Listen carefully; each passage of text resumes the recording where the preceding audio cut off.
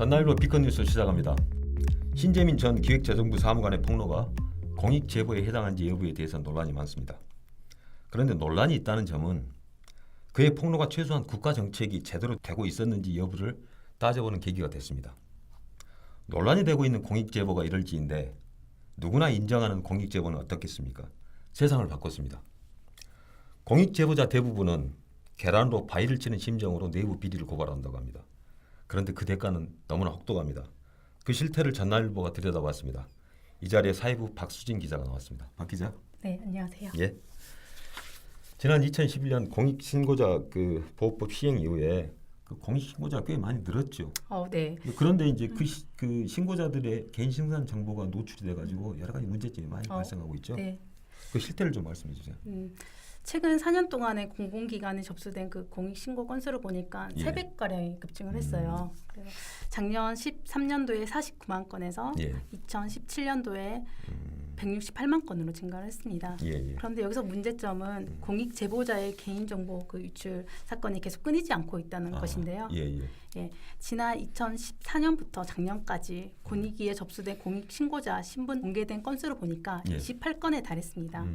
그런데 접수되지 않는 그 공익 제보자의 신상 노출 사건까지 하면 더 많을 것으로 보입니다. 그렇죠. 그런데 현재 지금 공익신고하고 공익제보하고 그 좀 법적 개념이 좀 차이가 있는데 혼재돼서 사용하고 있어요. 구분을 좀 해주세요. 네. 공익제보는 어떤 공공의 안정을 위해서 내부에 그 비리가 있을 경우에 외부에 이렇게 폭로함으로써 정보를 제공하는 것을 말을 하고요. 그리고 공익신고는 법적인 절차를 거치는 것인데요. 법에 따라서 공익신고 절차를 거쳐서 공익신고자로 인정이 되면 그러면 정부의 보호와 지원을 받을 수 있게 됩니다. 아, 그래요. 그래도 일반인들 사이에서는 공익신고자, 그다음에 공익제보자 똑같이 받아들이고 있어요. 그런데 이제 이 사람들이 그 공익신고나 제보에 대해서는 개인 신상이 철저히 보호돼야 되는데 이제 결과적으로 그 사람들의 신원이 노출돼가지고 고통받는 사례가 꽤 있죠. 그 공익제보자의 신분이 노출돼서 아주 피해받는 사례가 무수히 많이 있는데요. 일단 그 공익제보자의 신분이 그 조직에 노출이 되면 조직의 어떤 징계라든지 보복이 잇따르게 되고요. 그리고 주변 동료들의 따돌림이 시작이 되면서 그 본인은 우울증에 겪고 그 심할 경우에는 자살까지 이어지기도 합니다. 그 대표적인 사례를 좀 몇 가지 좀 들어보시죠. 그럴까요? 한 3가지 정도를 그러면 말씀을 드리겠습니다. 첫 번째는 작년 12월 달에 그 장성에 있는 한 고등학교에서 그 20대 교무 행정사가 스스로 목숨을 끊는 그런 사건이 있었습니다. 그런데 이제 그 사건을 이렇게 들여다봤더니 그 교감 승진 애정자에 대해서 어떤 행실이 좀 안 좋다 이런 점을 국민신문고에 이렇게 고발을 했습니다. 이제 이 과정에서 그 직원의 신원이 노출이 됐는데요. 그러면서 승진 애정자의 그 어떤 협박 문자를 계속 받고요. 그런 협박에 계속 시달리다가 그거에 못 이겨서 끝내 목숨을 끊는 그런 사건이 있었습니다. 그렇죠. 그리고 이제 두 번째 사례를 보면요. 2016년도에 국정농단 사태가 있었을 때 그 박근혜 최순실 그 게이트의 핵심 내부 제보자로 알려진 노승일 씨. 그렇죠. 그분 기억하시죠? 그분이 그 당시에는 K 스포츠 재단에 근무하고 있었습니다. 그런데 그때 이제 그 내부 제보를 했다는 사실이 그 회사에 알려지면서 회사에서 어떤 징계 조치가 이어졌습니다. 그러면서 이제 스스로 이제 회사를 그만둘 수밖에 없는 상황에 처하게 됐고요. 그런데 그 이후에 이제 경제적인 어려움 때문에 왜냐하면은 그 편견 때문에 계속 재취업을 못했다고 해요. 사회적인 편견 때문에 재취업을 못했다는 거죠. 그래서 이제 경제적인 그런 어려움을 겪다가 우울증에 좀 시달리기도 하고요. 또 자살 충동까지 느끼기도 했다고 합니다. 아, 그래요. 그리고 이제 마지막 사례를 말씀드리겠습니다. 작년 2017년도에 강주 시립요양병원에서 발생한 80대 치매 노인 환자 그 폭행 사건인데요. 그 사건을 그 내부에서 이제 바깥으로 알린 공익 제보자가 있었습니다. 이제 그분은 이제 평소에 동료들하고도 무척 가깝고 친하게 지냈었는데요. 그런데 이 사실이 알려지면서 동료들이 하나같이 다 등을 돌려버리고 왕따를 시킨 거고. 그렇죠. 막 이렇게 투명 인간 취급까지 했다고 합니다. 그리고 이분은 이제 병원에서 그 병원 관리 업무를 담당을 했었는데요. 그 이후에 병원에서는 어떤 업무도 주지 않아서 결국 그냥 스스로 회사를 그만둘 수밖에 없는 그런 상황에 처했다고 합니다. 그래요. 그 세 그 사례 중에서 저희들이 이제 가장 그 뇌리에 남는 게 노승일 씨인데 그분이 지금 광주에서 고깃집을 냈다는데 근황은 어떤가요? 그분의 그 처갓집이 강주에 있어요. 아, 그래요? 예, 예. 예, 예. 그래서 작년 7월달에 이제 강주로 내려왔는데요. 예. 지금 현재는 강상구 하남동에 있는 고깃집을 운영을 하고 있습니다. 돼지 그 삼겹살집. 네, 예. 삼겹살집이요.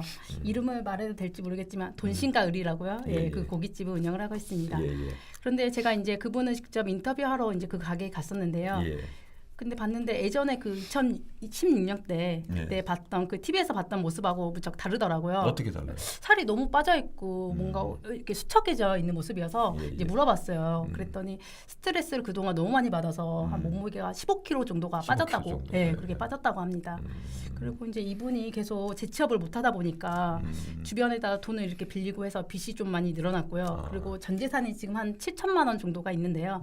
이제 가족들이 다 이제 강주로 내려오다 보니까 살 집을 마련해야 되는데 그 돈이 부족하니까 낮에는 이게 직접 살 집을 이렇게 짓고 있고 밤에는 삼겹살을 구우면서 이렇게 생활하고 있었습니다. 아, 그래요. 네. 직접 그 노승일 씨 인터뷰를 했는데 그 네, 인터뷰 내용을 잠깐만 들어보시죠. 네.